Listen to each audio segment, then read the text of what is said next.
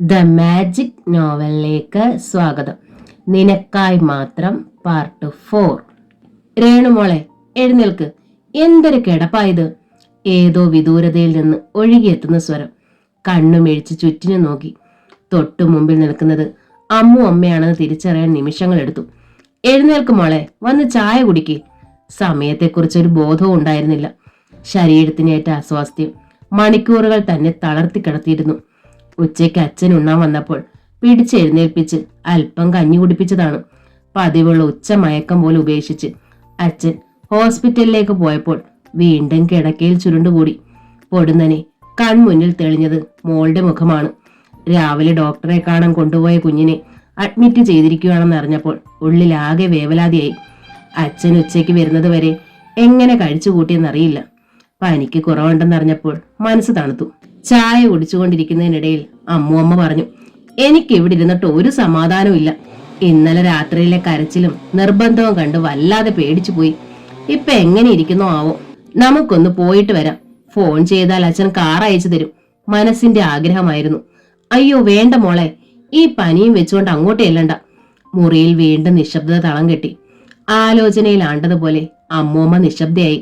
Wash ബേസിനരികിൽ നിന്ന് ചെന്ന് കൈയും മുഖവും കഴുകി വരുമ്പോൾ അമ്മ മടിച്ചു ചോദിച്ചു, മോൾ ഇത്തിരി നേരം ഒന്ന് തനിച്ചിരിക്കാവോ?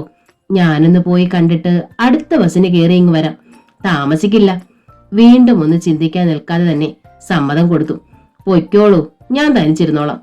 മോൾക്ക് പേടിയൊന്നുമില്ലല്ലോ? പേടിയോ? എന്തിന്? ഞാൻ ഇതിനകത്തിരിക്കുകയല്ലേ. അമ്മ പിന്നീട് ഒന്നും പറയാൻ നിൽക്കാതെ വേഗം പോയി മുണ്ട് മാറി വന്നു. അകത്തു നിന്ന് 10 രൂപ എടുത്തു കൊടുത്തിട്ട് പറഞ്ഞു, ബസ്സിന് കാത്തിരിക്കണ്ട, ഓട്ടോറിക്ഷ കിട്ടുമെങ്കിൽ അതിൽ പോയിട്ട് വാ. മോള് കഥ കടച്ചേരെ. അമ്മ ഗേറ്റ് കടന്നത് വരെ നോക്കി നിന്നു. പിന്നീട് കഥ കടച്ച് വീണ്ടും മുറിയിലേക്ക് നടന്നു. ശരീരത്തിനൊരു ശക്തി ഉണ്ടായിരുന്നില്ലെന്ന് തോന്നി. നടക്കുമ്പോൾ കാലുകൾ ഇടറുന്നത് പോലെ. 3-4 ദിവസം കൊണ്ട് നിന്ന പനി അത്രയേറെ മാറ്റം തന്നിൽ വരുത്തിയിരിക്കുന്നു.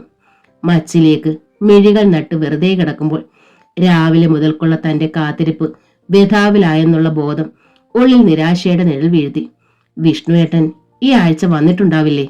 എല്ലാ ഞായറാഴ്ചകളിലും ഉച്ചയ്ക്ക് മുമ്പ് എത്താറുള്ള ആളാണ്. ഇന്ന് എന്തു പറ്റിയോ ആവോ. ഉച്ചയ്ക്ക് അച്ഛൻ വന്നപ്പോഴും ചോദിക്കുന്നത് കേട്ടു, വിഷ്ണു വന്നില്ലേന്ന്. വഴിക്ക് എങ്ങാനും വെച്ച് വിവരമറിഞ്ഞ് ഹോസ്പിറ്റലിൽ ചെന്നിട്ടുണ്ടെങ്കിൽ അമ്മൂമ്മ വരുമ്പോഴറിയാം. നിമിഷങ്ങൾ തേരട്ടെ പോലെ എഴഞ്ഞു നീങ്ങുകയാണ്. ഓർക്കാതിരുന്നൊരു നിമിഷം പെട്ടെന്ന് ഡോർബെൽ ശബ്ദിച്ചു.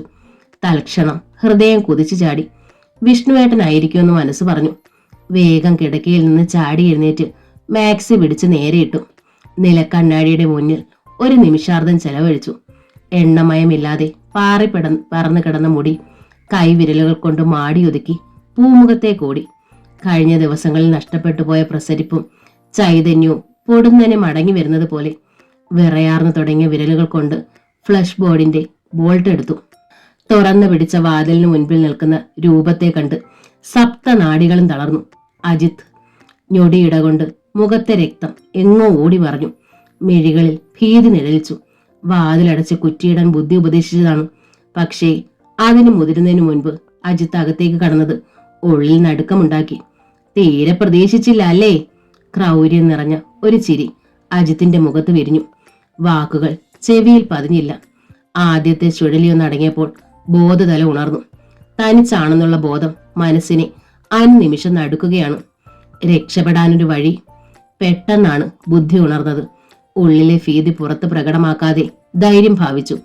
അജിത്തിരിക്കെ, ഞാൻ അച്ഛനെ വിളിക്കാം. സ്വരത്തിൽ പതറലുകൾ കടന്നുകൂടിയിരുന്നു. അജിത്ത് പെട്ടെന്ന് ഉറക്കെ ചിരിച്ചു. ആ ചിരിയുടെ അലകൾ മുറിയിലുണ്ടാക്കിയ അനുരണനം മനസ്സിൽ പ്രകമ്പനങ്ങൾ സൃഷ്ടിച്ചു. അച്ഛനോ? ഏതച്ഛൻ? അമ്മാവൻ പ്രസ്സിലിരിക്കുന്നത് കണ്ടിട്ടാ ഞാൻ വരുന്നത്. പിന്നെ നിനക്ക് ഇതുവരെ കാവലിരുന്ന ആ ബോഡി ഗാർഡ് ഉണ്ടല്ലോ, അമ്മ. അവര് ബസ് കയറുന്നതും കണ്ടു. പൈശാചികമായ ആ ഭാവം കണ്ടപ്പോൾ കൈകാലുകൾ തളർന്നു തൂങ്ങി. തലയ്ക്കുള്ളിൽ 1000 കടന്നലുകളുടെ ഇരമ്പം. ഊരാക്കുടുക്കിലാണ് താൻ അകപ്പെട്ടിരിക്കുന്നതെന്നുള്ള അറിവ് മനസ്സിനെ തളർത്തി തുടങ്ങി. ഒന്നേ ചെയ്യാൻ കഴിയുമായിരുന്നുള്ളൂ. അകത്തേതെങ്കിലും മുറിയിൽ കടന്ന് വാതിൽ കൊട്ടിയടയ്ക്കുക. വേഗം പുറകോട്ട് തെന്നി മാറി. അജിത്ത് അത് കാത്തിരിക്കുകയായിരുന്നെന്ന് തോന്നി. മുറിയിലേക്ക് ഓടുമ്പോൾ തൊട്ടു പിന്നിൽ അയാളും ഉണ്ടായിരുന്നു. ഈ പ്രാവശ്യം നിന്നെ ഞാൻ വെറുതെ വിടില്ല. കാർക്കശ്യം മുറ്റി നിന്ന ആ വാക്കുകൾ സിരാമണ്ഡലങ്ങളിൽ കൊടുങ്കാറ്റ് ചീറിയടിപ്പിച്ചു. പ്ലീസ് അജിത്ത്, എന്നെ ഉപദ്രവിക്കരുത്. നാവിൽ നിന്ന് വഴുതി വീണ വാക്കുകൾക്ക് കരച്ചിലിന്റെ ഈണമുണ്ടായിരുന്നു. ഉപദ്രവിക്കാൻ വന്നതല്ല ഞാൻ. നിനക്കെന്നെ വെറുപ്പല്ലേ? ആ വെറുപ്പ് ഞാൻ ഇപ്പോൾ മാറ്റിത്തരാം. ഈ അജിത്ത് ആരാണെന്ന് ഇന്ന് നീ അറിയും. ഏത് നിമിഷവും തന്റെ മേൽ ചാടി വീഴാൻ നിന്ന് അയാളെ മറികടന്ന് പുറത്തേക്ക് ഓടാൻ ബുദ്ധി ഉപദേശിച്ചു. അതിനൊരുങ്ങുന്നതിന് മുൻപ് ബലിഷ്ഠമായ കൈകൾ ശരീരത്ത് പതിക്കുന്നതറിഞ്ഞു. അലറി വിളിക്കാൻ നാവെടുത്തതാണ്. പക്ഷേ അജിത്ത് വായ് പൊത്തിപ്പിടിച്ചു. ഈ പ്രാവശ്യം നീ എന്നിൽ നിന്ന് രക്ഷപ്പെടില്ല. ഞാൻ കാത്തിരുന്ന് കയ്യിൽ വന്നു വീണ നിമിഷമാണിത്. ഉരുക്ക് പോലുള്ള ആ കരങ്ങൾക്കിടയിൽ വീർപ്പ് മുട്ടുമ്പോൾ ഉള്ളിൽ നിന്നുയർന്ന നിലവിളി തൊണ്ടയിൽ കുരുങ്ങിപ്പിടഞ്ഞു. സർവശക്തിയും എടുത്തൊന്ന് കുതിറി. ഒരു നിമിഷം ആ ബന്ധനം ഒന്നയഞ്ഞുവെന്ന് തോന്നി. ബലിഷ്ഠമായ കൈകളിൽ നിന്ന് ഊർന്നിറങ്ങി പുറത്തേക്ക് ഓടാൻ ശ്രമിച്ചു. ഒറ്റ കുതിപ്പിൽ അജിത്ത് മാക്സിയിൽ പിടുത്തമിട്ടു. മുഖമടച്ച് താഴെ വീണെന്ന് പൊടുന്നനെയാണ്. കിടന്നിടത്ത് നിന്ന് ചാടി എഴുന്നേൽക്കാൻ ശ്രമിച്ചു. കഴിഞ്ഞില്ല. ബോധം പതുക്കെ പതുക്കെ മങ്ങി തുടങ്ങുകയായിരുന്നു. ധരിച്ചിരുന്ന മാക്സി ഒറ്റ വലിക്ക് കീറിയെടുക്കുന്നതും ഒരു ഉൾക്കിടിലത്തോടെ മനസ്സിലാക്കുമ്പോഴേക്കും തന്നിൽ നിന്ന് യാത്ര പറഞ്ഞു തുടങ്ങിയ ബോധത്തിന്റെ അവസാന കണികയും നഷ്ടപ്പെട്ടിരുന്നു. പിന്നീട് ഒന്നും അറിഞ്ഞില്ല. ഒന്നും. കട്ട പിടിച്ച ഭീതിതമായ ഇരുട്ടിന്റെ അഗാധ കയങ്ങളിലേക്ക് മുങ്ങിത്താഴുമ്പോഴും രക്ഷപ്പെടാൻ വേണ്ടി മനസ്സ് പിടച്ചുകൊണ്ടിരുന്നു. കാറിൽ നിന്നിറങ്ങുമ്പോൾ ചേച്ചിയമ്മ പറഞ്ഞു, വിഷ്ണു ഇത്രയിടം വന്നേയല്ലേ, ഒന്ന് കയറിയിട്ട് പോകൂ. ഔചിത്യബോധം ഒന്നുകൊണ്ട് മാത്രമാണ് അവർ ക്ഷണിച്ചതെന്ന് അറിയാമായിരുന്നു. ഇനി ഒരിക്കലാകട്ടെ. ക്ഷണം സ്നേഹപൂർവ്വം നിരസിച്ച് വേഗം തന്നെ കാർ തിരിച്ചെടുത്തു. ഞാൻ കുറച്ചു കഴിഞ്ഞു വരാം. വിഷ്ണു അവിടെ ഉണ്ടാകുമല്ലോ. ഗേറ്റ് തുറന്ന് അകത്തേക്ക് നടക്കുന്നതിനിടയിൽ അവർ ചോദിച്ചു. ഉവ്വ്. കുറച്ച് വേഗതയിൽ തന്നെയാണ് കാർ ഓടിച്ചത്. എത്രയും പെട്ടെന്ന് ഹോസ്പിറ്റലിൽ എത്തണം. രവിയുടെ വീടിനടുത്ത് എത്തിയപ്പോൾ നോട്ടം ആ ഗേറ്റിങ്കിലേക്ക് വീണു. ഗേറ്റിന്റെ മുമ്പിൽ നിന്ന് കുറച്ചു മാറി മതിലിനോട് ചേർത്ത് വെച്ചിരിക്കുന്ന ബൈക്ക് പെട്ടെന്ന് കണ്ണിൽപ്പെട്ടു. തലയ്ക്കുള്ളിലൂടെ പൊടുന്നനെ ഒരു കൊള്ളിമീൻ പാഞ്ഞുപോയി. അജിത്തിന്റെ ബൈക്കായിരുന്നു അത്. നിമിഷങ്ങൾക്ക് മുമ്പ് ആ വഴി കടന്നു പോകുമ്പോൾ ആ വഴിയോരം ശൂന്യമായിരുന്നെന്ന് നല്ല ഉറപ്പുണ്ട്. പിന്നിപ്പോൾ ഈ ബൈക്ക് ഉള്ളിലാകെ കുഴമറിയായി. സ്വയം അറിയാതെ കാല് ബ്രേക്കിൽ അമർന്നു. ഗേറ്റിൽ നിന്ന് കുറച്ചു മാറി കാർ നിന്നു. ഹോസ്പിറ്റലിലേക്ക് പറന്നെത്താനുള്ള ധൃതി ഉണ്ടായിരുന്നു. പക്ഷേ മനസ്സ് തടഞ്ഞു. നിമിഷങ്ങളോളം കണ്ണുകൾ ബൈക്കിൽ തന്നെ കുരുങ്ങി. വണ്ടി അജിത്തിന്റെ തന്നെയാണോ എന്ന് ഒന്നുകൂടി നോക്കി ഉറപ്പുവരുത്തി. മറ്റേത് ബൈക്കുകളുടെ കൂട്ടത്തിൽ വെച്ചായാലും ആ ചുവന്ന ബുള്ളറ്റ് തനിക്ക് തിരിച്ചറിയാം. അജിത്തിനെ നേരിടുമ്പോൾ രേണുവിലുണ്ടാകുന്ന ഓരോ ഭാവങ്ങളും ഒരു വെള്ളിത്തിരയിൽ എന്ന പോലെ കൺമുമ്പിലേക്ക് ഉയർന്നു. യാന്ത്രികമായി കൈകൾ ചലിച്ചു. ഡോർ തുറന്ന് പുറത്തിറങ്ങി. ഇടയ്ക്ക് തനിക്ക് നഷ്ടപ്പെടുന്നത് 5-10 നിമിഷങ്ങളാവും. അതിനു മുമ്പ് ഹോസ്പിറ്റൽ ഓടിപ്പിടഞ്ഞെഴുന്നേറ്റിട്ട് ചെന്നിട്ട് ഒന്നും നേടാനില്ലെന്ന് സമാധാനിച്ചു. ഗേറ്റ് ചാരിയിട്ടേ ഉണ്ടായിരുന്നുള്ളൂ. മുറ്റത്തേക്ക് കാൽ ചവിട്ടുമ്പോൾ നിതാന്തമായ ഏതോ മൂകതയുടെ പിടിയിലമർന്നു കിടക്കുകയാണ് ആ വലിയ വീടെന്ന് തോന്നി. ധൃതിയിൽ മുന്നോട്ട് നടക്കുമ്പോഴും ചെവി വട്ടം പിടിച്ച് ശ്രദ്ധിക്കുകയായിരുന്നു. അകത്തുനിന്ന് ഒച്ച അനക്കം ഒന്നും കേൾക്കാനില്ല. താൻ പ്രതീക്ഷിച്ചതുപോലെ അജിത്ത് അകത്തുണ്ടാവില്ലെന്ന് മനസ്സ് പറഞ്ഞു. പിന്നെ പുറത്തിരിക്കുന്ന ബൈക്ക്. ചിന്ത അവിടെ എത്തുമ്പോൾ ആകെ ഒരു കുഴമറി പോലെ. എന്തായാലും സംശയം തീർത്തിട്ട് പോവുക തന്നെ. തുറന്നു കിടന്നിരുന്ന പൂമുഖവാതിൽ കടന്ന് അകത്തേക്ക് കടന്നതേ ഉണ്ടായിരുന്നുള്ളൂ. പെട്ടെന്ന് മുറിയുടെ നടുവിൽ മറിഞ്ഞു വീണ് കിടന്നിരുന്ന ടീപ്പോയി ഉള്ളിൽ പ്രകമ്പനം സൃഷ്ടിച്ചു. തൽക്ഷണം ആശങ്കയുളവാക്കുന്ന ഒരു കൂട്ടം സന്ദേഹങ്ങൾ മനസ്സിലേക്ക് ഇരച്ചെത്തി. രേണു ഉള്ളിൽ നിന്ന് സ്വയം അറിയാതെ വഴുതി വീണ തന്റെ ശബ്ദം ചിലമ്പിച്ചിരുന്നു. ധൃതിയിൽ അകത്തേക്കൂടി. പെട്ടെന്ന്, വളരെ പെട്ടെന്ന് മുന്നിൽ കണ്ട മുറിയിൽ ആരോ തെന്നി മാറുന്നതുപോലെ. ഒരു നിമിഷാർദ്ധം പോലും വേണ്ടി വന്നില്ല. കാലുകൾ അവിടേക്ക് കുതിച്ചു. മുറിക്കകത്തേക്ക് ഒന്നേ നോക്കാൻ കഴിഞ്ഞുള്ളൂ. കൈ തൊടാവുന്ന അകലത്തിൽ മുഖത്ത് വിയർപ്പ് ചാലുകളുമായി അജിത്ത്. തറയിൽ മുക്കാലും നഗ്നമാക്കപ്പെട്ട് കിടന്ന രേണുവിലാണ് പിന്നീട് കണ്ണുകൾ ചെന്ന് പതിച്ചത്. നൈമിഷികമായ ഏതോ വിഭ്രാന്തിയിൽപ്പെട്ട് മനസ്സാടി ഉലയുകയായിരുന്നു. മരവിപ്പ് ഞൊടിയിടയ്ക്കുള്ളിൽ ശരീരം മുഴുവനും ബാധിച്ചു. നിന്നിടത്ത് നിന്ന് ഒന്ന് അനങ്ങാൻ പോലും കഴിഞ്ഞില്ല. തലയ്ക്ക് പിന്നിൽ ആരോ ഇരുമ്പ് കൂടം കൊണ്ട് അഴഞ്ഞടിക്കുന്നു. വാടിയ ചേമ്പിൻ തണ്ട് പോലെ തറയിൽ തളർന്നു കിടന്നിരുന്ന രേണുവിൽ ഒരു ചലനവുമില്ലെന്ന് ഉൾക്കിടലത്തോടെ മനസ്സിലാക്കി. പെട്ടെന്ന് എന്ത് ചെയ്യണമെന്നൊരു ഊഹവും കിട്ടിയില്ല. തൊട്ടു മുന്നിൽ പകച്ച നോട്ടത്തോടെ നിന്ന മൃഗത്തിന്റെ നേരെ തീക്ഷ്ണമായ നയനങ്ങളോടെ അടുത്തു. ഉള്ളിൽ പുകഞ്ഞുകൊണ്ടിരുന്ന അഗ്നിപർവ്വതം ഏതു നിമിഷവും പൊട്ടിത്തെറിക്കാം. You you bloody bitch. ഒറ്റ കുത്തിന് ഷർട്ടിന് പിടിച്ചവനെ തലങ്ങും വിലങ്ങും അടിക്കുകയായിരുന്നു. പ്രത്യാക്രമണം ഉണ്ടാകുമെന്ന് പ്രതീക്ഷിച്ചു. അത് നേരിടാൻ കരുതി തന്നെയാണ് നിന്നത്. പക്ഷേ ഏതോ ഒരു നിമിഷത്തിൽ തന്റെ കൈ ഒന്നയഞ്ഞപ്പോൾ ഒരു കൊടുങ്കാറ്റ് പോലെ അവൻ പുറത്തേക്ക് നീങ്ങി. പിന്തുടർന്ന് ചെല്ലണമെന്നുണ്ടായിരുന്നു. പക്ഷേ രേണു ചകിതമായ മനസ്സോടെയാണ് രേണുവിന്റെ അരികിലേക്ക് നീങ്ങിയത്. സ്ഥാനഭ്രംശം വന്നിരുന്ന വസ്ത്രങ്ങൾ യാന്ത്രികമായി നേരെയാക്കുമ്പോഴും ഹൃദയം പെരുമ്പറ മുഴക്കുകയായിരുന്നു. ആ മാറിടം ഉയർന്നു താഴുന്നത് കണ്ടപ്പോൾ മനസ്സിൽ കൊള്ളിമീൻ പോലെ ഒരു ആശ്വാസത്തിന്റെ നൂൽ രേഖ കടന്നു വന്നു. തറയിൽ നിന്നും പതുക്കെ കോരിയെടുത്ത് കിടക്കയിൽ കിടത്തി കയ്യിൽ കിട്ടിയ ഷീറ്റ് എടുത്ത് പുതപ്പിച്ചു. രേണു 1-2 തവണ വിളിച്ചു നോക്കി. വേഗം ഡൈനിങ് ഹാളിലേക്ക് ഓടി മേശപ്പുറത്തിരുന്ന ജഗ്ഗിൽ നിന്ന് വെള്ളം എടുത്തുകൊണ്ടുവന്ന് ശക്തിയായി മുഖത്ത് കുടഞ്ഞു. ഏത് നിമിഷവും ബോധം തിരിച്ചു കിട്ടിയേക്കാമെന്ന നേരിയ പ്രതീക്ഷയുണ്ടായിരുന്നു. കനത്ത ഭാരവും പേറിക്കൊണ്ട് നിമിഷങ്ങൾ കടന്നു പോവുകയാണ്. പിന്നിൽ ആലോചിച്ചു നിൽക്കാനുള്ള സമയമുണ്ടായിരുന്നില്ല. മനസ്സ് കർത്തവ്യനിരതമായി. ഫോണിലൂടെ രവിയുടെ അച്ഛനുമായി ബന്ധപ്പെട്ടു. കൂടുതൽ വിശദീകരണമൊന്നും നൽകാൻ എത്രയും വേഗം വീട്ടിലെത്താൻ പറഞ്ഞു. എന്താ വിഷ്ണു, വീട്ടിൽ എന്തുണ്ടായി? ഫോൺ താഴെ വെക്കാൻ തുടങ്ങുമ്പോഴേക്കും ആശങ്കയുടെ നെടിൽ വീണ ആ ശബ്ദം ചെവിയിൽ വന്നു തുളച്ചു. രേണുവിന് നല്ല സുഖമില്ല. എത്രയും പെട്ടെന്ന് ഹോസ്പിറ്റലിൽ എത്തിക്കണം. റിസീവർ താഴെ വെച്ച് തലയ്ക്ക് കൈയും കൊടുത്ത് നിമിഷങ്ങളോളം ഇരുന്നു. ഉള്ളിൽ ഇരമ്പി മറിയുന്ന വികാരങ്ങൾ അടക്കി പിടിച്ച് 1-2 തവണ ബോധമറ്റു കിടക്കുന്ന രേണുവിന്റെ അരികിൽ ചെന്നു നിന്നു. നടന്നതൊക്കെ അച്ഛനെ അറിയിക്കണോ വേണ്ടയോ എന്ന ചിന്തയായിരുന്നു മനസ്സിനെ മതിച്ചുകൊണ്ടിരുന്നത്. ആ മുഖത്ത് നോക്കി എങ്ങനെയാണ് പറയുക എന്ന് 100 വട്ടം ആലോചിച്ചു. സ്വയം ശപിക്കാനാണ് തോന്നുന്നത്. രവി സ്ഥലത്തുണ്ടായിരുന്നെങ്കിൽ ഇതൊന്നും സംഭവിക്കില്ലായിരുന്നെന്ന് മനസ്സ് പറയുന്നു. ഉള്ളിലെ നീറ്റിൽ അടക്കി പിടിച്ച് എത്ര നേരം നിന്നു എന്നറിയില്ല. കൂട്ടിലിട്ട വെരികിനെ പോലെ ഭൂമുഖത്ത് നടക്കുമ്പോൾ ഗേറ്റിനരികിൽ കാറിന്റെ ഇരമ്പൽ കേട്ടു. ഓടിപ്പാഞ്ഞു വന്ന അച്ഛന്റെ മുന്നിൽ ശബ്ദം നഷ്ടപ്പെട്ടവനെ പോലെ നിൽക്കാനേ കഴിഞ്ഞുള്ളൂ.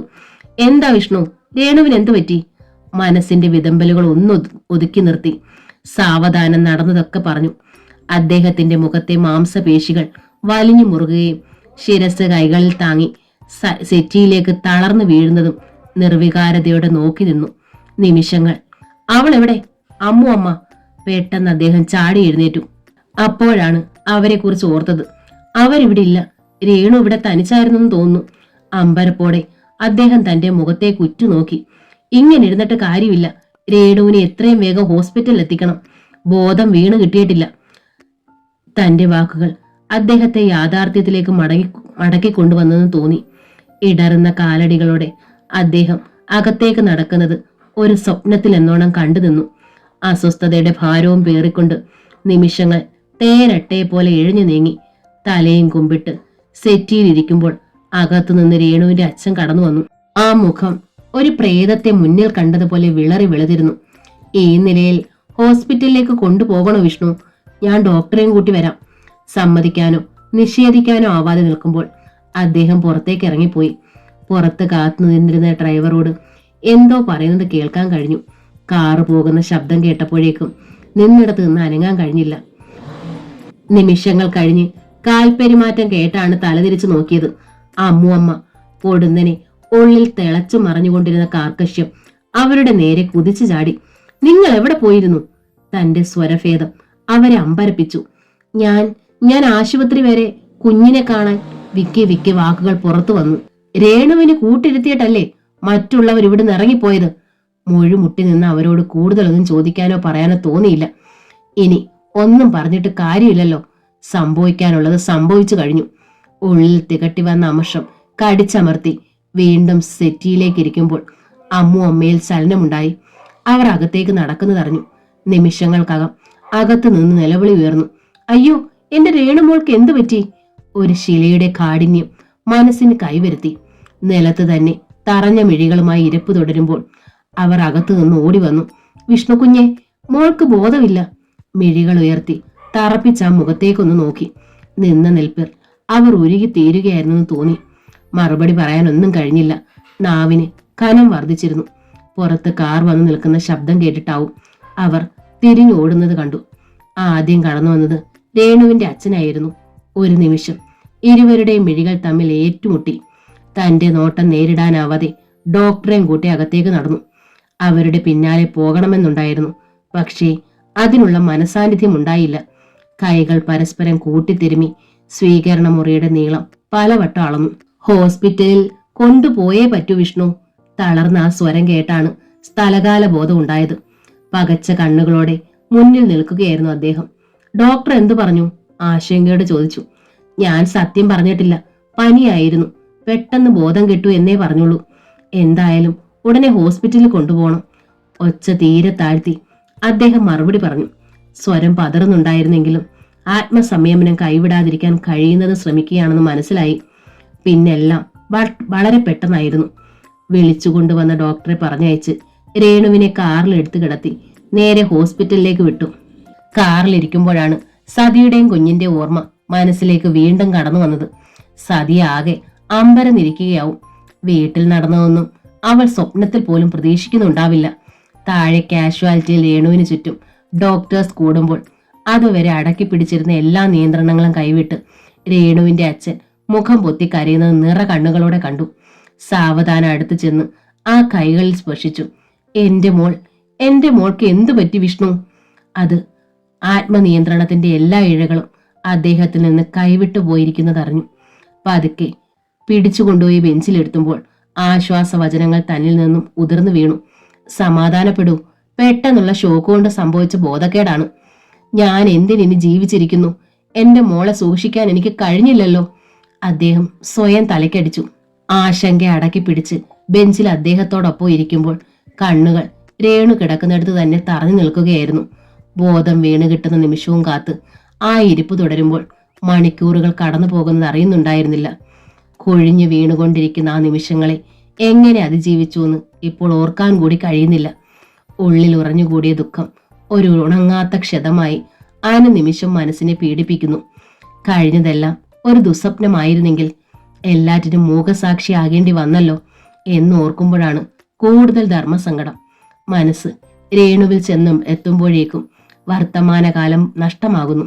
ഓഫീസിലിരിക്കുമ്പോഴും വർക്ക് സൈറ്റിൽ പോകേണ്ടി വരുമ്പോഴുമൊക്കെ മനസ്സിന്റെ ആഴങ്ങളിൽ വേര് പിടിച്ചു കടന്ന നൊമ്പരത്തിൽ നിന്നും മോചനമുണ്ടായില്ല. ഉറക്കത്തിലേക്ക് വഴുതി വീഴുന്ന നിമിഷങ്ങളിൽ പോലും രേണുവിന്റെ നിർവികാരത നിറഞ്ഞു നിൽക്കുന്ന മുഖമായിരുന്നു കൺമുമ്പിൽ.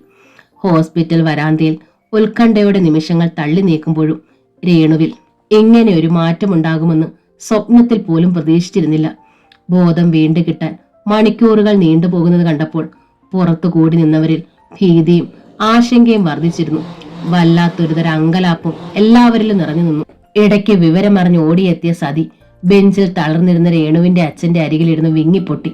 തുടർന്ന് വന്ന നിമിഷങ്ങളിൽ അവൾ കുഞ്ഞിനെ പോലും മറന്നു. ഇടനാഴിയുടെ ഒരു കോണിൽ ഒതുങ്ങിക്കൂടി നിന്നിരുന്ന അമ്മയുടെ കൈകളിലായിരുന്നു മോൾ. രാത്രി ഏറെ ചെന്നതിന് ശേഷമാണ് ബോധം വീണത്. മണിക്കൂറുകൾ നീണ്ടുനിന്ന ഒരു ഉറക്കത്തിൽ നിന്ന് ഉണർന്നെണീറ്റതുപോലെയായിരുന്നു ആ മുഖം. ചുറ്റിനും കൂടി നിന്ന് ഉറ്റുനോക്കുന്നവരെ ആ മിഴികൾ കാണുന്നുണ്ടായിരുന്നില്ല. പകരം മുകളിലേക്ക് തുറിച്ചു നോക്കി ചുറ്റുപാടുകളിൽ നിന്ന് വഴുതി വീണതുപോലെ ഒരു ചലനവുമില്ലാതെ രേണു കിടന്നു. എല്ലാവിധ വ്യഥകളിൽ നിന്നും വിമുക്തി നേടിയതുപോലെയായിരുന്നു ആ ഭാവം. മോളെ! കിടക്കയിൽ ചേർന്നിരുന്ന് രേണുവിന്റെ അച്ഛൻ വിളിച്ചു. ആ ശബ്ദം ചിലമ്പിച്ചതും അരികകളില്ലാത്തതുമായിരുന്നു. രേണുവിൽ ഒരു പ്രതികരണവും ഉണ്ടായില്ല. മുകളിൽ എവിടെയോ തറഞ്ഞു നിന്ന കണ്ണുകളിൽ പേടിപ്പെടുത്തുന്ന ഒരുതരം ശൂന്യതയാണ് നടുങ്ങി നിൽക്കുന്നതെന്നറിഞ്ഞു. അത് കണ്ടപ്പോൾ മനസ്സ് നടുങ്ങി. ആ നടുക്കം മറ്റുള്ളവരിലും കണ്ടു. ഉള്ളിൽ ഇരമ്പി മറിയുന്ന സ്തോഫങ്ങൾ അടക്കി പിടിച്ച് പരിഭ്രാന്തിയോടെ ഓരോരുത്തരായി മാറി മാറി വിളിച്ചു നോക്കി. രേണു ഒന്നും അറിയുന്നുണ്ടായിരുന്നില്ല.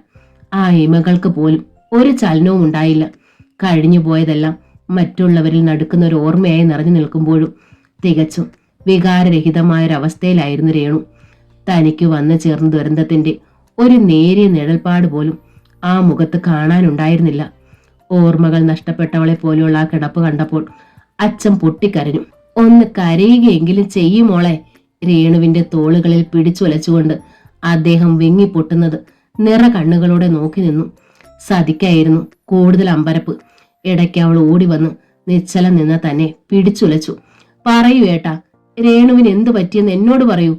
ഗദ്ഗതം വികലമാക്കിയ വാക്കുകൾക്ക് മുന്നിൽ ശബ്ദം നഷ്ടപ്പെട്ടവനെ പോലെ നിൽക്കാനേ കഴിഞ്ഞുള്ളൂ. മണിക്കൂറുകൾ ഇഴഞ്ഞു നീങ്ങുമ്പോഴും രേണുവിന്റെ നിലയിൽ എന്തെങ്കിലും മാറ്റമുണ്ടാകുമെന്ന് പ്രതീക്ഷിച്ചു. പരിശോധനയ്ക്കെത്തിയ ഡോക്ടറുടെ മുഖത്തേക്ക് ഉറ്റുനോക്കുമ്പോൾ ഉള്ളിൽ പ്രത്യാശ ഉണർന്നു.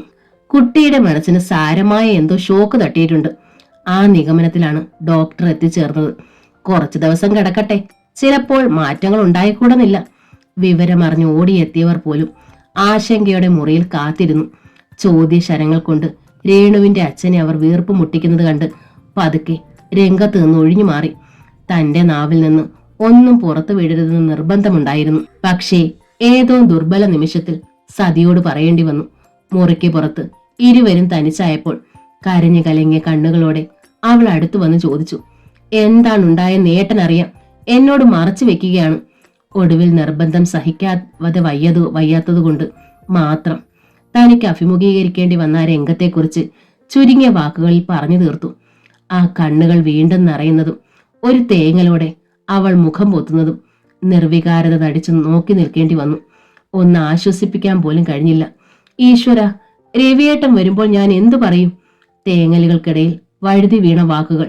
പെട്ടെന്നാണ് രവി സ്ഥലത്തിൽ നിന്നുള്ള യാഥാർത്ഥ്യം ഒരു നടുക്കമായി തന്നിലേക്ക് പടർന്നു കയറിയത്. പരിഭ്രാന്തിയും ഉത്കണ്ഠയും പേറിക്കൊണ്ട് കടന്നുപോയ മണിക്കൂറുകളിലൊന്നും അങ്ങനെ ഒരാളുടെ ഓർമ്മ മനസ്സിലുണ്ടായിരുന്നില്ല. സംഭവിച്ചതൊന്നും അറിയാതെ ബാംഗ്ലൂരിൽ നിന്ന് മടങ്ങിയെത്തുന്ന രവിയെ എന്ത് പറഞ്ഞാണ് സമാധാനിപ്പിക്കുക എന്നറിയാതെ മനസ്സുടറിക്കൊണ്ടിരുന്നു. ഒരു ദിവസം കടന്നുപോയിട്ടും രേണുവിൽ പ്രകടമായൊരു മാറ്റവും ഉണ്ടായില്ല. ഉണർന്നിരിക്കുമ്പോൾ ആ കണ്ണുകൾ ശൂന്യതയിൽ തറഞ്ഞു നിന്നു. ഉറങ്ങുമ്പോൾ നിഷ്കളങ്കമായൊരു ശിശുവിന്റെ നൈർമല്യമായിരുന്നു ആ മുഖം നിറയെ. ഒരു ചിറ്റോളം പോലുമില്ലാത്ത അപാര സാഗരം പോലെ സ്വച്ഛമായിരുന്നു ആ ഭാവം. പിറ്റേന്ന് രാവിലെ സതിയോട് ഒരു വാക്കു പറഞ്ഞ് വീട് വരെ പോയി. ഇടയ്ക്ക് ടൗണിലെ പബ്ലിക് കോൾ ഓഫീസിൽ കയറി താൻ 2 ദിവസം ലീവാണെന്ന് ഓഫീസിൽ വിളിച്ചു പറഞ്ഞു. ഒന്ന് കുളിച്ചെന്ന് വരുത്തി. വീണ്ടും ഹോസ്പിറ്റലിലേക്ക് മടങ്ങുമ്പോൾ ഒപ്പം അമ്മാവനും ഉണ്ടായിരുന്നു. രേണു കിടന്നിരുന്ന മുറിയിൽ ചെന്ന് കയറുന്നതിന് മുമ്പ് തന്നെ രവി സ്ഥലത്തെത്തിയിട്ടുണ്ടെന്നുള്ള വിവരം കിട്ടി. മനസ്സിൽ വീണു നിറഞ്ഞിരുന്ന ഭാരത്തിന് പൊടുന്നനെ തൂക്കം കൂടിയതുപോലെ തോന്നി. വാതിൽ കടക്കുമ്പോൾ മുറിക്കുള്ളിൽ ദുസ്സഹമായൊരു മൗനം നിറഞ്ഞു നിൽക്കുന്നതറിഞ്ഞു. അകത്തുണ്ടായിരുന്നവരൊക്കെ ആ മൗനത്തിന്റെ പിടിയിലായിരുന്നു. ജീവശവത്തിന് തുല്യമായി സെറ്റിയിൽ തളർന്നിരിക്കുന്ന രവി കാൽപ്പെരുമാറ്റം കേട്ട് തലയുയർത്തി. ഒരു നിമിഷം പരസ്പരം കണ്ണുകളിടയുമ്പോൾ ആ മുഖത്തെ മാംസപേശികൾ വലിഞ്ഞു മുറുകുന്നതും വിതമ്പലുകൾ അടക്കി പിടിക്കാൻ ശ്രമിക്കുന്നതും ക്രമം വിട്ട മിടിപ്പുകളോടെ നോക്കി നിന്നു. സമനില വീണ്ടെടുത്തു കഴിഞ്ഞാണ് രവി സെറ്റിയിൽ നിന്ന് എഴുന്നേറ്റത്. മുറിക്ക് പുറത്തേക്ക് കടന്ന രവിയുടെ പിന്നാലെ ചെന്നു.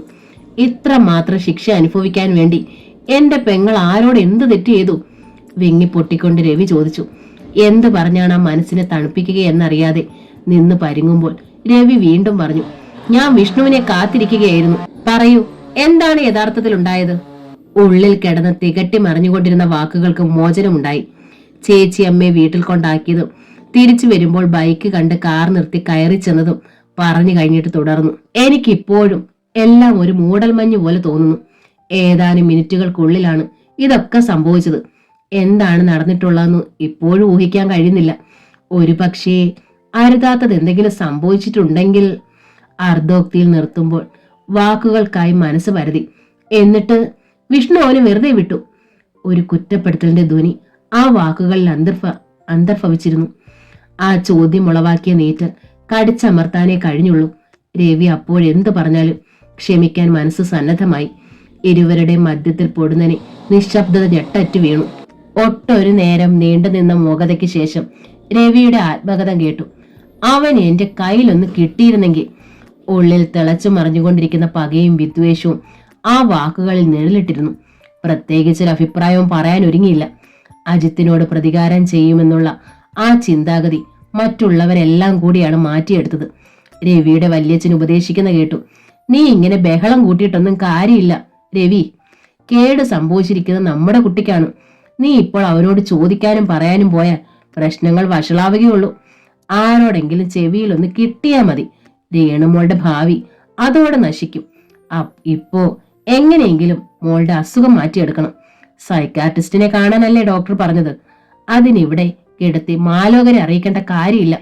നമുക്ക് വീട്ടിലോട്ട് കൊണ്ടുപോകാം. പതുക്കെ കൊണ്ടേ ഇത് മാറിക്കിട്ടുകയുള്ളൂ. മൂകനായി രവി കേട്ടിരുന്നു. ചിന്തിക്കാൻ പോലുമുള്ള കഴിവ് നഷ്ടപ്പെട്ടവനെ പോലെ തളർന്നിരിക്കുകയായിരുന്നു രവിയുടെ അച്ഛൻ. സതി വെറും ഒരു മരപ്പാവയായി. രേണു പൂർവ്വസ്ഥിതിയിൽ തന്നെയായിരുന്നു. തന്റെ ചുറ്റിനും എന്താണ് നടക്കുന്നതെന്ന് പോലും അറിയുന്നുണ്ടായിരുന്നില്ല. ആരെങ്കിലും താങ്ങി എഴുന്നേൽപ്പിച്ചാൽ മാത്രം എഴുന്നേറ്റിരിക്കും. വായിൽ വെച്ച് കൊടുക്കുന്ന ആഹാര സാധനങ്ങൾ യാന്ത്രികമായി ഉള്ളിലേക്ക് ഇറക്കി. മുന്നിലിരിക്കുന്നത് ഒരു പ്രതിമയാണെന്ന് പലപ്പോഴും തോന്നി. ആ മുഖത്തിന് അതിന്റെ സഹജമായ വശ്യത നഷ്ടപ്പെട്ടിരുന്നു. 2 ദിവസം കഴിഞ്ഞ് ഓഫീസിലേക്ക് മടങ്ങുമ്പോഴും രേണുവിനെ വീട്ടിൽ കൊണ്ടുപോയിരുന്നില്ല. എന്തായാലും ഒരാഴ്ച ഹോസ്പിറ്റലിൽ തന്നെ കിടക്കട്ടെ എന്ന് വെച്ചു. പുറത്തു നിന്ന് ഏതോ മനോരോഗ വിദഗ്ധനെ കൊണ്ടുവന്ന് കാണിച്ചു. ആദ്യത്തെ ചുഴലിയൊന്ന് അടങ്ങിയപ്പോൾ രവി ശാന്തനായി. തന്നോട് സംസാരിക്കുമ്പോഴും അഭിപ്രായങ്ങൾ ചോദിക്കുമ്പോഴും പഴയ രവി വീണ്ടും കിട്ടിയെന്ന് തോന്നി. പക്ഷേ ആ തോന്നൽ ക്ഷണികമായിരുന്നു. മുൻപുണ്ടായിരുന്ന ഓജസ്സും പ്രസരിപ്പുമൊക്കെ എങ്ങോ നഷ്ടമായിരിക്കുന്നതറിഞ്ഞു. വീണ്ടും അവിടേക്ക് ചെന്ന് കയറുമ്പോഴൊക്കെ മനസ്സ് വിതുമ്പാൻ തുടങ്ങി. അപ്രതീക്ഷിതമായി വന്നു ചേർന്ന സംഭവ വികാസങ്ങൾ ആ അന്തരീക്ഷത്തെ പോലും ബാധിച്ചിരിക്കുന്നു. എല്ലാവർക്കും ശബ്ദങ്ങൾ നഷ്ടപ്പെട്ടതുപോലെ അടുക്കി ഭരിക്കുന്ന നിശബ്ദതയിൽ അമർന്നു കിടന്ന ആ വീട്ടിൽ നിന്നും കുഞ്ഞിന്റെ കരച്ചിൽ മാത്രം ഇടയ്ക്കിടെ ഉയർന്നു. രവിയുടെ അച്ഛന്റെ കാര്യമായിരുന്നു ഏറെ കഷ്ടം. ചുരുങ്ങിയ ദിവസങ്ങൾ കൊണ്ട് അദ്ദേഹത്തിലേക്ക് പെട്ടെന്ന് വാർദ്ധക്യം കടന്നു വന്നു. മാനസിക ക്ഷീണം കൊണ്ടാവും ദിനം പ്രതി അവശനായിക്കൊണ്ടിരിക്കുകയാണെന്ന് തോന്നി. പുറത്തേക്ക് ഇറങ്ങുന്നത് അപൂർവമായി. പ്രസിന്റെയും ബസ്സുകളുടെയും ചുമതല കൂടി രവിക്ക് ഏറ്റെടുക്കേണ്ടി വന്നു. എല്ലാം കൊണ്ടും രവി തളർന്നു പോയേക്കുമെന്ന് ഭയന്നു. പക്ഷേ രേണുവിൽ പതിയെ പതിയെ ഉണ്ടായിക്കൊണ്ടിരിക്കുന്ന മാറ്റം പ്രത്യാശയ്ക്ക് വകയുണ്ടാക്കി. അടഞ്ഞു കിടന്നിരുന്ന രേണുവിന്റെ മുറിയുടെ വാതിൽ സതി പതുക്കെ തള്ളി തുറന്നു. ഉള്ളിലേക്ക് ഒന്ന് എത്തി നോക്കിയിട്ട് ഒച്ച താഴ്ത്തി അവൾ പറഞ്ഞു, ഏട്ടനകത്തേക്ക് വരൂ. എത്ര നിർബന്ധിച്ചാലും മുറിയിൽ നിന്ന് പുറത്തേക്ക് വരാറേയില്ല. വാതിൽ കടക്കുമ്പോൾ തോന്നി അകത്ത് കട്ട പിടിച്ച് ഇരുട്ടാണെന്നും. ജനാലകളിൽ തൂങ്ങുന്ന തടിച്ച കർട്ടൻ വിരികളിലൂടെ അരിച്ചെത്തുന്ന വെളിച്ചത്തിൽ കൺമുന്നിലുള്ള ഇരുട്ടിന്റെ കനം കുറഞ്ഞു വന്നു. മുറിയിലുള്ള വസ്തുക്കൾ പതുക്കെ വ്യക്തമായി. രേണു, സതി വിളിച്ചു. കട്ടിലിൽ ചുരുണ്ടി കൂടി കിടന്ന രൂപം പതുക്കെ എഴുന്നേൽക്കുന്നത് കണ്ടു. കറണ്ടില്ല. ജനാല തുറന്നിടട്ടെ രേണു. സതിയുടെ ചോദ്യത്തിന് മറുപടി കിട്ടിയില്ലെന്ന് തോന്നി. അല്പം മുമ്പ് സതി പറഞ്ഞതായിരുന്നു മനസ്സിൽ. ഈ മുറിയിൽ വെളിച്ചത്തിന് വിലക്കാണ്. ജനാലകൾ തുറക്കാൻ രേണു അനുവദിക്കുമായിരുന്നില്ല. രാത്രിയിൽ പോലും അപൂർവമായ വിളക്കിടാറുള്ളൂ. മുറിയുടെ 4 ചുവരുകൾക്കപ്പുറത്ത് മറ്റൊരു ലോകമുണ്ടെന്നുള്ള കാര്യം രേണു മറന്നിരിക്കുന്നു. ഒരിക്കലും മുറിക്ക് പുറത്തിറങ്ങാറില്ല. കടന്നു ചെല്ലുന്നവരെ അഭിമുഖീകരിക്കാറില്ലായിരുന്നു. പക്ഷേ ഈ കഴിഞ്ഞ ഏതോ ഒരു ദിവസം മോളെ എടുത്തു. ഡോക്ടർ അറിഞ്ഞപ്പോൾ അത് ആശാവഹമായൊരു മാറ്റമാണെന്നാണ് പറഞ്ഞത്. ജനാലയുടെ ഒരു പാളി സതി തുറന്നിട്ടു. പൊടുന്നനെ മുറിയിലേക്ക് കടന്നു വന്ന വെളിച്ചം രേണുവിൽ അസഹ്യത ഉളവാക്കുന്നത് കണ്ടു. രേണു, ദാ ആരാ വന്നു നിൽക്കുന്നതെന്നൊന്ന് നോക്കിയേ. സതി പതുക്കെ ആ തോളിൽ സ്പർശിച്ചു. പെട്ടെന്നൊരു പ്രതികരണം ഉണ്ടായില്ല. ഏട്ടനിരിക്കെ. മേശയ്ക്ക് അടുത്ത് കിടന്ന കസേര ചൂണ്ടിക്കാട്ടി സതി പറഞ്ഞു. ഒരു നിമിഷാർത്ഥം. രേണു പെട്ടെന്ന് തലയുയർത്തി. നോട്ടങ്ങൾ തമ്മിൽ കുരുങ്ങുമ്പോൾ ആ മിഴികളിൽ എന്തൊക്കെയോ മിന്നിപ്പൊലിയുന്നത് കണ്ടു. ആ ക്ഷണം തന്നെ കണ്ണുകൾ പിൻവലിച്ച് രേണു സ്വന്തം കൈവിരലുകളിൽ നോക്കിയിരുന്നു. സംസാരിക്കാൻ ആംഗ്യം കാട്ടി സതി പതുക്കെ പുറത്തേക്ക് നടന്നു. എന്താണ് പറഞ്ഞു തുടങ്ങേണ്ടതെന്നറിയാതെ നിമിഷങ്ങളോളം ഇരുന്നു. പിന്നീട് സാവധാനത്തിൽ വിളിച്ചു, രേണു. ചുണ്ടുകളുടെ മന്ത്രണം കേട്ടിട്ടും ആ മിഴികൾ ഉയർന്നില്ല. വീണ്ടും വിളിക്കണോ വേണ്ടേ എന്ന് സംശയിച്ചിരിക്കുമ്പോൾ പഴയ ആ രേണുവിനെ മനസ്സ് അയവിറക്കുകയായിരുന്നു. ഒരു മിന്നൽ പിണർ പോലെ തന്റെ മുന്നിൽ നൃത്തം ചെയ്ത രേണു. മുഖം നിറയെ മന്ദസ്മിതവുമായി തനിക്ക് അരികിലേക്ക് ഓടിയെത്തിയിരുന്ന രേണു. എല്ലാം ഒരു സ്വപ്നം മാത്രമായിരുന്നോ? തേങ്ങൽ കേട്ടാണ് യാഥാർത്ഥ്യത്തിലേക്ക് മടങ്ങി വന്നത്. കിടക്കയിൽ കുരിഞ്ഞിരുന്ന് നിശബ്ദം കണ്ണീരൊഴുക്കുന്ന രേണുവിനെ നോക്കിയിരിക്കുമ്പോൾ ഉള്ളിൽ ആർദ്രതയേറി വന്നു. നിസ്സംഗതയോടെ കണ്ടിരിക്കാൻ കഴിഞ്ഞില്ല. പതുക്കെ എഴുന്നേറ്റ് അരികിലേക്ക് ചെന്നു. കരയരുതെന്ന് പറയുമ്പോൾ മനസ്സുരുവിടുകയായിരുന്നു. കരയട്ടെ, മതി വരുവോളം കരഞ്ഞ് ഉള്ളിലെ വീർപ്പ് മുട്ടലുകൾക്ക് ഒരറുതി വരട്ടെ. വിതമ്പലുകൾ ഒന്നടങ്ങിയെന്ന് തോന്നിയപ്പോൾ പറഞ്ഞു, നോക്ക് രേണു, മുറിക്കകത്ത് ഇങ്ങനെ അടച്ചിരുന്നിട്ട് കാര്യമില്ല. പുറത്തേക്ക് ഇറങ്ങി വന്നൂടെ? ശബ്ദമടക്കിയൊരു തേങ്ങലായിരുന്നു അതിന് മറുപടി. പൊടുന്നനെ മുഖം കൈകളിൽ താങ്ങി രേണു കുനിഞ്ഞിരുന്ന് ഏങ്ങാൻ തുടങ്ങി. എന്ത് ചെയ്യണമെന്ന് അറിയാതെ ഇത് കർത്തവ്യത മൂടനായി നിൽക്കുമ്പോൾ ഒരാശ്വാസം പോലെ സതി ചായക്കപ്പുകളുമായി കടന്നു വന്നു. ഗദ്ഗതമടക്കാൻ പാടുപെടുന്ന രേണുവിലും തന്റെ മുഖത്തേക്കും അവൾ മാറി മാറി നോക്കി. പിന്നീട് ചായ മേശപ്പുറത്ത് വെച്ച് രേണുവിന്റെ അരികിൽ ചെന്നിരുന്ന് പതുക്കെ ആ ശിരസും മുതുകും തലോടുന്നത് കണ്ടു. കരയാതെ രേണു. സമാശ്വസിപ്പിക്കലിന്റെ ഗന്ധം പുരണ്ട ആ വാക്കുകൾക്ക് പോലും രേണുവിൽ ഒരു മാറ്റവും ഉണ്ടാക്കാൻ കഴിഞ്ഞില്ല. കിടക്കയിലേക്ക് വീണു തലയിണയിൽ മുഖം അമർത്തി ഗദ്ഗതമടക്കാൻ പാടുപെടുകയായിരുന്നു രേണു. നോക്കി നിൽക്കാനാവാതെ മുറിക്ക് പുറത്തേക്ക് കടന്നു. ഡൈനിങ് ഹാളിൽ തറയിലിരുന്ന് കളിച്ചുകൊണ്ടിരുന്ന മോളെയും എടുത്ത് പൂമുഖത്ത് വന്നിരുന്നു. കടന്നു പോകുന്ന നിമിഷങ്ങൾക്ക് നിസ്സീമമായ ഭാരമുണ്ടെന്ന് തോന്നി. ഏറെ നേരം കഴിഞ്ഞാണ് സതി പുറത്തേക്ക് വന്നത്. ചായക്കപ്പ് തനിക്ക് നേരെ നീട്ടുമ്പോൾ അവൾ പറഞ്ഞു, കരഞ്ഞു തളർന്നു കിടക്കുകയാണ്. എന്ത് പറഞ്ഞിട്ട് ഒരു രക്ഷയില്ല. ഒരക്ഷരം പോലും മറുപടി പറയാനാവാതെ മൊഴി മുട്ടിയവനെ പോലെ നിശബ്ദമിരുന്നു. ഒട്ടൊരു നിശബ്ദതയ്ക്ക് ശേഷം സതി ചോദിച്ചു, ഇപ്പോൾ എവിടെയെങ്കിലും വെച്ച് അവനെ കാണാറുണ്ടോ ഏട്ടാ? തീരെ പ്രതീക്ഷിക്കാതിരുന്ന ചോദ്യമായതുകൊണ്ട് ആദ്യമൊന്ന് അമ്പരന്നു. ആരെ? മടിച്ചു മടിച്ചാണ് അവൾ ആ പേര് പറഞ്ഞത്.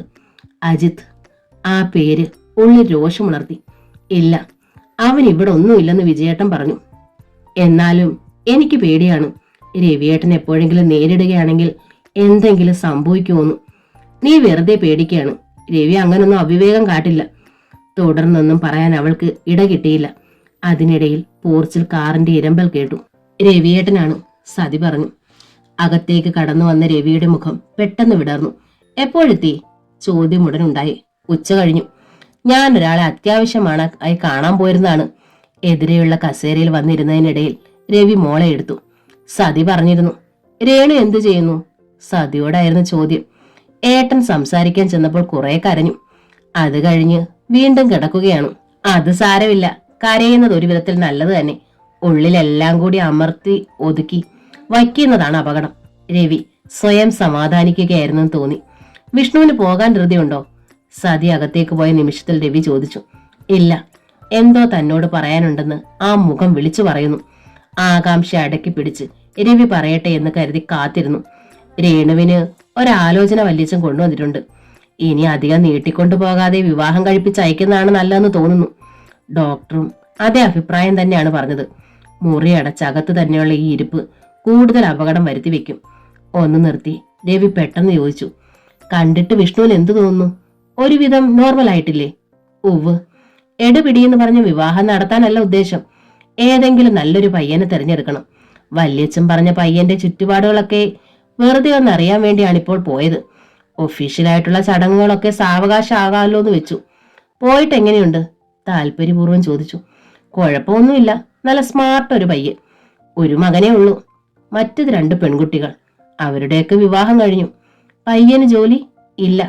അച്ഛന് ബിസിനസ് ആയതുകൊണ്ട് മോനും ആ വഴിക്ക് തന്നെ തിരിഞ്ഞിരിക്കുന്നു. BSc കഴിഞ്ഞതാണ് പയ്യൻ. രേണുവിന് നന്നായി ചേരും. മനസ്സ് നിറഞ്ഞതുപോലെ തോന്നി.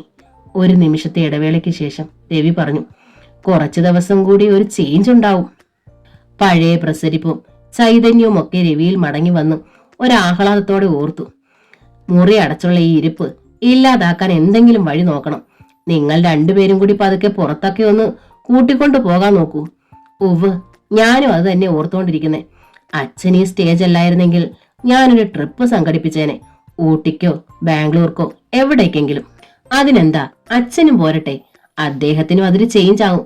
ശരിയാണ്, പക്ഷേ എല്ലാം കൂടി ആരെ ഏൽപ്പിച്ചിട്ട് പോകുമെന്നാ സംശയം. വിശ്വസിക്കാൻ പറ്റുന്ന ആരെങ്കിലും ഏൽപ്പിക്കണം. വേറെ ആരും വേണ്ടല്ലോ. രവിയുടെ വല്യച്ഛനും വിജയനുമില്ലേ? തൽക്കാലം അവലെ ഏൽപ്പിക്കുക. ഏറിയാൽ 2-3 ആഴ്ച, അത് മതിയാകും. രവി മറുപടി പറയാതെ ആലോചനയിൽ മുഴുകിയിരുന്നു. കൂടുതൽ ആലോചിക്കാൻ നിൽക്കണ്ട. ഇപ്പോഴത്തെ നിലയിൽ രേണുവിന് അത് നല്ലൊരു ചേഞ്ച് ആവും. രവി എന്തോ പറയാനായി ചുണ്ടനക്കാൻ തുടങ്ങിയതായിരുന്നു. അതിനിടയിൽ അകത്തു നിന്ന് അച്ഛൻ ഇറങ്ങി വന്നു. താനും രവിയും എഴുന്നേൽക്കാൻ തുടങ്ങുന്നത് കണ്ടപ്പോൾ അദ്ദേഹം തടഞ്ഞു.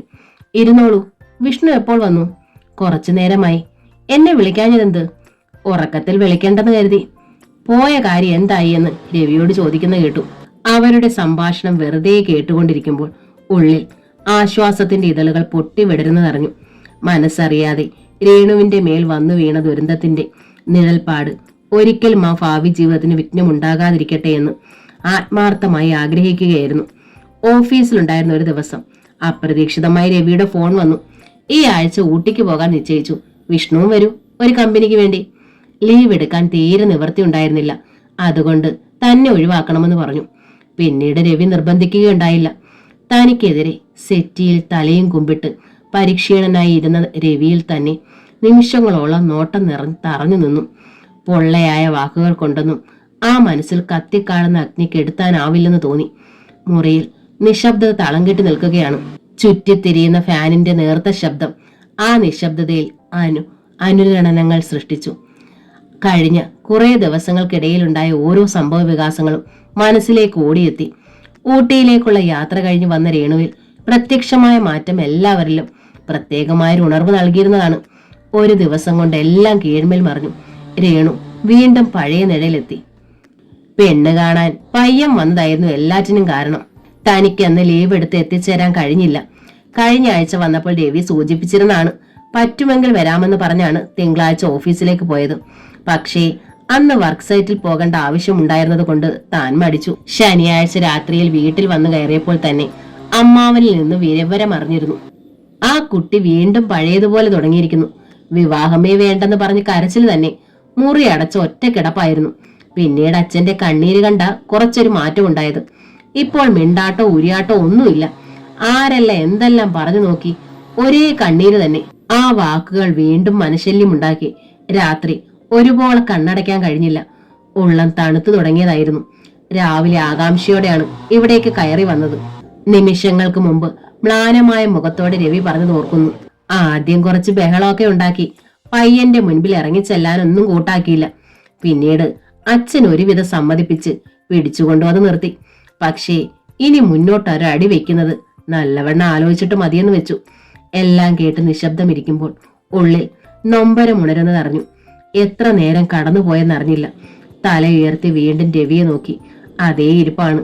ആ ചുണ്ടുകൾ മൗനം കാക്കുകയാണെന്ന് തോന്നിയപ്പോൾ പതുക്കെ നാവനക്കി. ഇത്രയുമൊക്കെ ആയ സ്ഥിതിക്ക് ഇനിയിപ്പോ പുറകോട്ട് മാറിയിട്ട് കാര്യമില്ല. എന്നായാലും രേണുവിന്റെ വിവാഹം നടക്കണം. അത് കുറച്ചു നേരത്തെ ആയാൽ അത്രയും നന്ന്. എനിക്കൊട്ടും ധൈര്യമില്ല വിഷ്ണു. അവൾക്ക് വീണ്ടും അസുഖമുണ്ടായേക്കുമെന്നുള്ള ഇപ്പോഴത്തെ എന്റെ പേടി.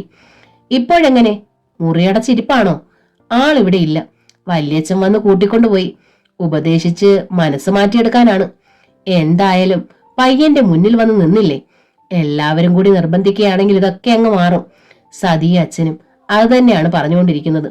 യാത്ര ചോദിച്ച് തിരിച്ചു പോരുമ്പോൾ മനസ്സിൽ ശൂന്യത നിറഞ്ഞു നിന്നു. രേണുവിന്റെ ഈ പ്രതികരണം താൻ പ്രതീക്ഷിച്ചതായിരുന്നില്ലേ? മനസാക്ഷി തന്നോട് ചോദിക്കുന്നത് പോലെ മറ്റേതൊരു പെൺകുട്ടിക്കും ഉണ്ടാകുന്ന മാനസികാവസ്ഥയിലായിരിക്കും രേണു. താനും മറ്റുള്ളവരും സംശയിച്ചതുപോലെ എന്തെങ്കിലും ആ ദിവസം നടന്നിട്ടുണ്ടാവും. ആ യാഥാർത്ഥ്യമാണ് അന്ന് സ്വബോധം പോലും നഷ്ടമാക്കിയത്. തനിക്ക് നേരിട്ട കളങ്കം അനുനിമിഷം ആ മനസ്സിനെ താഴ്ത്തിക്കൊണ്ടിരിക്കുന്നുണ്ടാവും. അതിന്റെ ബഹിർസ്ഫുരണമാണ് ഇപ്പോഴീ മാറ്റത്തിന് കാരണമെന്ന് തോന്നുന്നു. രേണുവിനെ ഉപദേശിക്കണമെന്നുണ്ടായിരുന്നു. പക്ഷേ എന്തുകൊണ്ടോ അതിനുള്ള ധൈര്യം കിട്ടുന്നില്ല. തന്നെ നേരിടുമ്പോഴൊക്കെ രേണു മറ്റൊരാളാവുന്നു. സ്വയം അറിയാതെ തന്നെ ആ നേർമിഴികൾ നിറഞ്ഞു കവിയുന്നതും ഉള്ളിൽ നിന്നുയരുന്ന ഗദ്ഗതം പണിപ്പെട്ടടക്കാൻ ശ്രമിക്കുന്നതും പലവരും ശ്രദ്ധിച്ചു.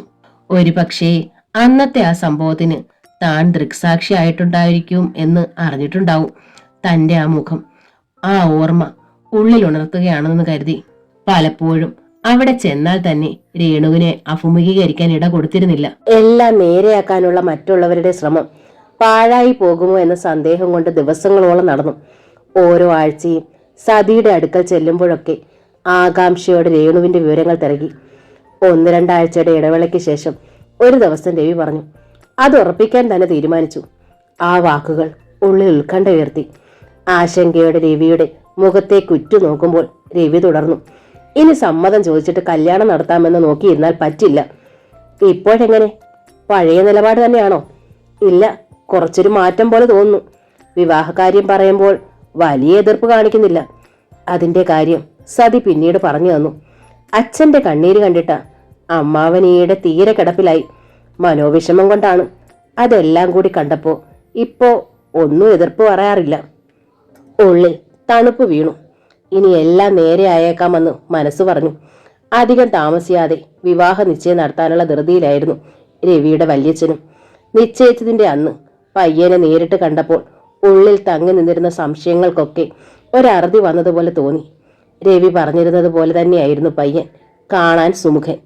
5 മിനിറ്റ് നേരം സംസാരിച്ചപ്പോൾ തന്നെ ആ വാക്ചാതുര്യം മനസ്സിലായി. എല്ലാ ദുഃഖങ്ങളിൽ നിന്നും രേണുവിന് മോചനമുണ്ടാകുന്നു എന്ന് സ്വയം ഉറപ്പിക്കുകയായിരുന്നു.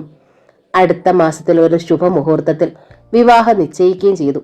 പിന്നീട് അതിനു വേണ്ട ഒരുക്കങ്ങൾ തുടങ്ങി. എല്ലാറ്റിലും ഭാഗഭാക്കാകുവാൻ കഴിഞ്ഞില്ല. ഇടയ്ക്കൊരു വിവരങ്ങൾ അറിഞ്ഞുകൊണ്ടിരുന്നു. രേണുവിന്റെ അച്ഛനിലായിരുന്നു ഏറ്റവും വലിയ മാറ്റം കണ്ടത്. ഇടയ്ക്ക് നഷ്ടപ്പെട്ടു പോയ പ്രസരിപ്പൊക്കെ തിരിച്ചു വന്നതുപോലെ പഴയ ദിനചര്യകളിലേക്ക് അദ്ദേഹം മടങ്ങി വന്നു. പ്രസ്സിലേക്ക് പോകാൻ തുടങ്ങി. ഓരോ പ്രാവശ്യവും അവിടേക്ക് പോയി വീഴുമ്പോഴൊക്കെ രേണുവിനെ കാണണമെന്ന ഉത്കടമായ ആഗ്രഹം ഉള്ളിലുണ്ടായി. പക്ഷേ പണിപ്പെട്ടടക്കാനാണ് ശ്രമിച്ചത്. ഉള്ളിലേറ്റ ആഴത്തിലുള്ള മുറിവ് ഉണങ്ങിക്കിട്ടാൻ ശ്രമിക്കുകയായിരിക്കും ഇപ്പോൾ രേണു. അതിനിടയിൽ തന്നെ കാണാതിരിക്കുന്നതാണ് നല്ലത്. സതിയോട് വിവരങ്ങൾ ചോദിച്ചറിഞ്ഞു. പഴയതുപോലെ തന്നെ മുറിയിൽ നിന്ന് പുറത്തിറങ്ങാറില്ല. സ്വർണവും വസ്ത്രങ്ങളും ഒക്കെ എടുക്കാൻ പോകാൻ വിളിച്ചിട്ട് പോലും കൂടെ വന്നില്ല. പിന്നെ ഞാനും ചേച്ചിയമ്മയും ജയയും കൂടി പോയാണ് എല്ലാം തെരഞ്ഞെടുത്തത്. അതൊക്കെ മുൻപിൽ കൊണ്ട് വെച്ചപ്പോൾ ഒരു ചോദ്യം ചോദിക്കാൻ മാത്രം നാവനക്കി. സതി ഒന്ന് നിർത്തി. അവളുടെ കണ്ണുകൾ സാവധാനം നിറയുന്നത് കണ്ടു. എന്താണ് ചോദിച്ചത്? ഇതൊക്കെ ഇട്ടുമൂടിയാൽ ഞാൻ പഴയ രേണുവായി തീരുമോന്ന്.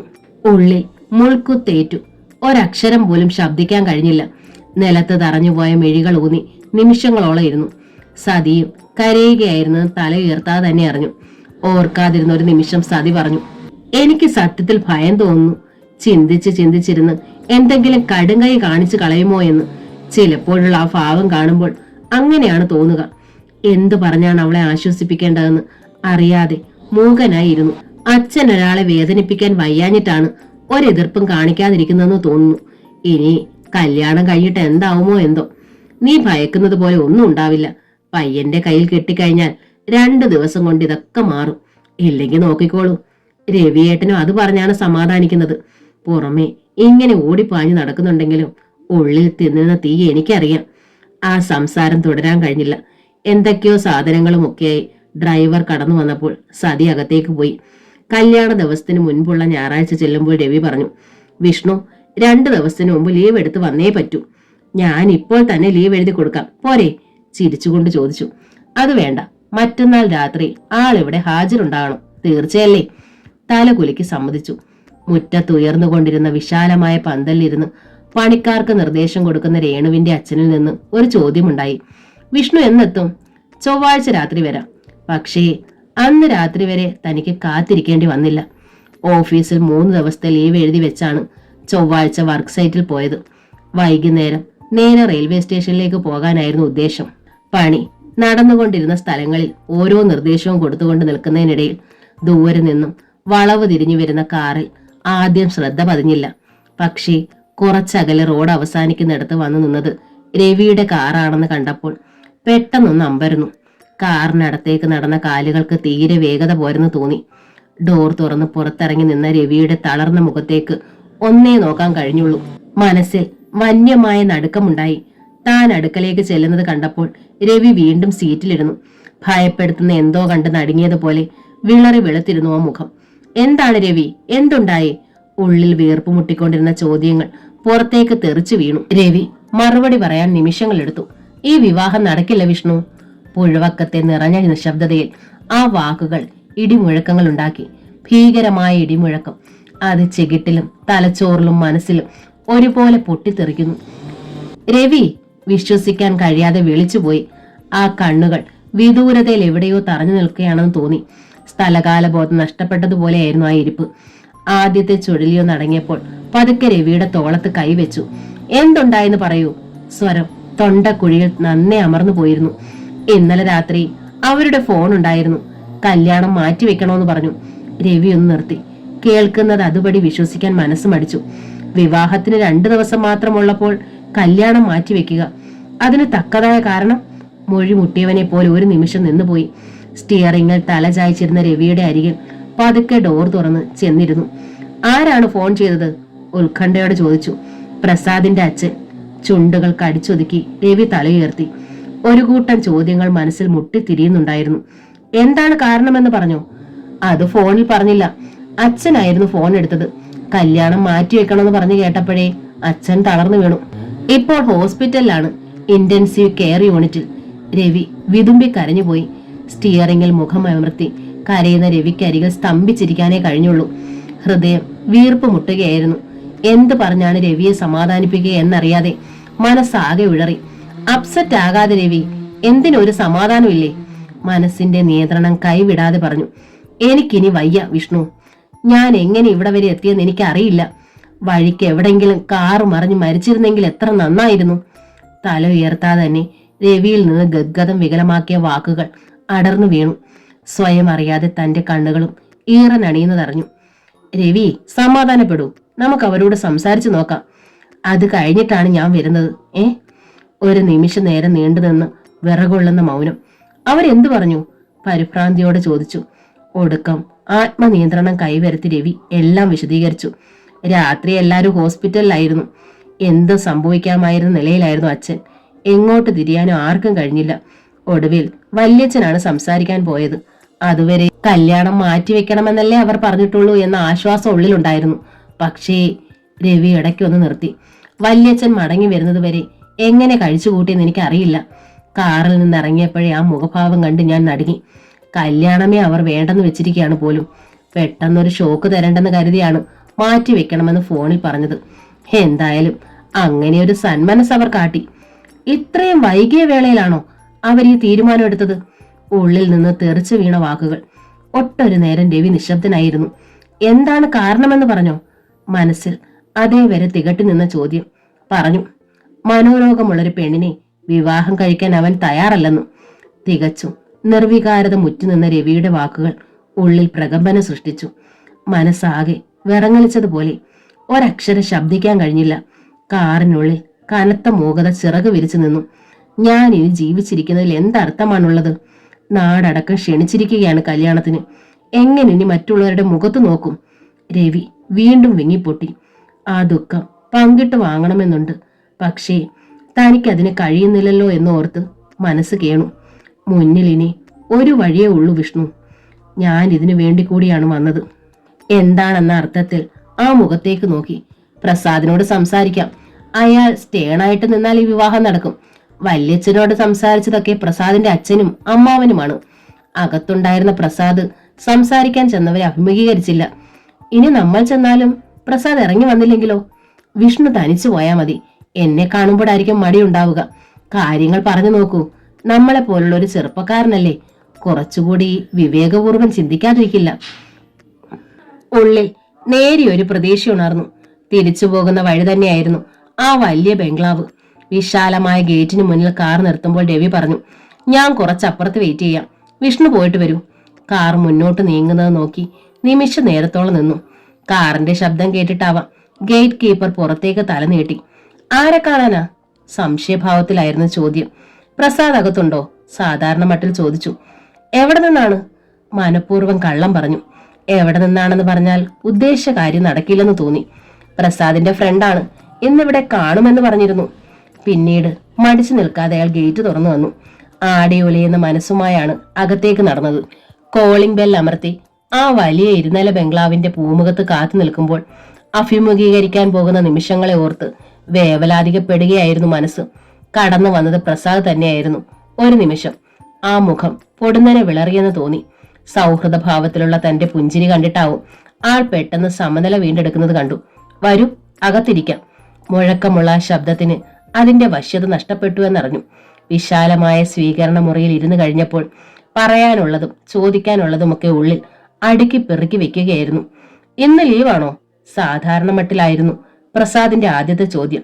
ലീവ് ആയിരുന്നില്ല, പക്ഷെ ലീവ് എടുക്കേണ്ടി വന്നു. ചോദ്യവും ഉത്തരവും അവിടെ അവസാനിച്ചു. വീണ്ടും എന്താണ് പറയേണ്ടതെന്ന് അറിയാതെ പ്രസാദ് മൗനത്തിലേക്ക് വഴുതി വീഴുന്നത് കണ്ടപ്പോൾ ചോദിച്ചു, ഞാനിപ്പോൾ വന്നത് എന്തിനാണെന്ന് പ്രസാദിന് അറിയാമെന്ന് തോന്നുന്നു. മറുപടി പറയാൻ പ്രസാദ് ഒന്ന് അറച്ചു. പിന്നീട് സാവധാനം പറയുന്നത് കേട്ടു. രാവിലെ ഒരാൾ ഇവിടെ വന്നിരുന്നു. ആ ആളിനോട് വിവരമെല്ലാം പറഞ്ഞിട്ടുണ്ട്. അതും അറിഞ്ഞിട്ടാണ് ഞാൻ വന്നത്. എനിക്കറിയേണ്ടത് പ്രസാദിന്റെ നിലപാടാണ്. അച്ഛനും അമ്മാവനും പറഞ്ഞതിൽ കൂടുതൽ എനിക്കൊന്നും പറയാനില്ല. അറുത്തു മുറിച്ചായിരുന്നു ഉത്തരം. മനസ്സ് മരവിച്ചു. എന്നിട്ടും ക്ഷമ കൈവിടാതെ ചോദിച്ചു, നോക്കൂ പ്രസാദ്, ഒരു മീഡിയേറ്റർ എന്ന നിലയിലാണ് ഞാൻ വന്നിരിക്കുന്നത്. വിവാഹത്തിന് 2 ദിവസമേ ഉള്ളൂ. ഇത്രയും വൈകി നിങ്ങൾ ഇങ്ങനെ ഒരു തീരുമാനമെടുത്തത് ഒട്ടും ഉചിതമായില്ല. ഇതിപ്പോഴെങ്കിലും അറിഞ്ഞല്ലോ എന്ന് കരുതി ആശ്വസിക്കുകയാണ് ഞങ്ങൾ. പെട്ടെന്നായിരുന്നു പ്രസാദിന്റെ പ്രതികരണം. നിങ്ങളുടെ അറിവ് സത്യമാണെന്ന് കരുതുന്നുണ്ടോ? സത്യമല്ലെന്ന് നിങ്ങൾക്ക് ഉറപ്പിച്ചു പറയാൻ പറ്റുമോ? ഒരു നിമിഷം മനസ്സ് പതറി. എന്നിട്ടും ആ പതറൽ പുറമെ പ്രകടമാക്കാതെ ചോദിച്ചു. ആരെങ്കിലും എന്തെങ്കിലും പറഞ്ഞു തന്നു എന്ന് കരുതി ആ പെൺകുട്ടിയുടെ ഭാവി നശിപ്പിക്കരുത് പ്രസാദ്. നിങ്ങളുടെ പെൺകുട്ടിയുടെ ഭാവിയെ കുറിച്ച് പറയുന്നു. എനിക്കെന്റെ ജീവിതമാണ് വലുത്. എന്താണ് പറയേണ്ടതെന്നറിയാതെ പരുങ്ങുമ്പോൾ പ്രസാദ് തുടർന്നു. സത്യം മറച്ചു വെച്ചുകൊണ്ട് മനസ്സിന്റെ സമനില തെറ്റിയ ഒരു പെണ്ണിനെ എന്റെ തലയിൽ കെട്ടിവെക്കാൻ നിങ്ങൾ എല്ലാരും കൂടി ശ്രമിച്ചു. ഭാഗ്യത്തിനാണ് രക്ഷപ്പെട്ടത്. ഓരോ ടൺ ഭാരമുണ്ടായിരുന്നു ആ വാക്കുകൾക്ക്. ആത്മനിയന്ത്രണം കൈവിടാതെ പറഞ്ഞു. നിങ്ങളെ ആരോ തെറ്റിദ്ധരിപ്പിച്ചതാണ്. രേണുകയ്ക്ക് നിങ്ങൾ വിചാരിക്കുന്ന രീതിയിൽ ഒരു അസുഖവുമില്ല. ഇപ്പോഴില്ലായിരിക്കും, പക്ഷെ കുറെ നാൾ ചികിത്സയിലായിരുന്നില്ലേ? ചികിത്സിച്ചിരുന്നു, പക്ഷെ പനിക്കായിരുന്നു. കടുത്ത ഫ്ലൂ ബാധിച്ച് കുറച്ചു ദിവസം ഹോസ്പിറ്റലിൽ കിടക്കേണ്ടി വന്നു. എന്നിട്ട് ചികിത്സിച്ചത് സൈക്കാട്രിസ്റ്റും. നിനക്കായി മാത്രം എന്ന നോവലിന്റെ ഈ ഭാഗം ഇവിടെ പൂർണ്ണമാവുകയാണ്. ഈ നോവൽ നിങ്ങൾക്ക് ഇഷ്ടമായെങ്കിൽ ലൈക്ക് ചെയ്ത്, ഷെയർ ചെയ്ത്, സബ്സ്ക്രൈബ് ചെയ്യണേ. Thank you.